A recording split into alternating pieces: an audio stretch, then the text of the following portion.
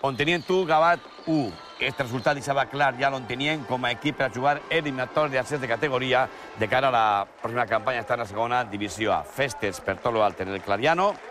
I llavors tenia sort i aconseguís l'ascens de categoria el conjunt que entrena Toni Aparicio. Avui empat a 1 davant el Gavà. Ontinyent 1, Gavà 1. Ahí veurem ja la sèrie d'encontres d'esta categoria que deixa, com veurem, la classificació 3 equips valencians per una plaça, la quarta, que també dona acció a jugar eliminatoris d'ascens de categoria. Veurem ja el repàs a la segona B.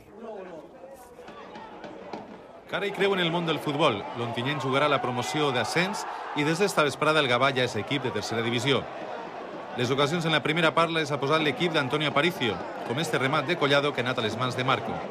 Imatges de la segona part. Entrada per darrere de Gonzalo a Albert i el central de l'Ontinyent que és expulsat. Al minut 87 arriba el 0-1. Centra Marc i coses de la vida marca Saavedra en pròpia porta. Era una polada d'aigua freda, però en el test de prolongació David Torres ha fet el gol de l'empat.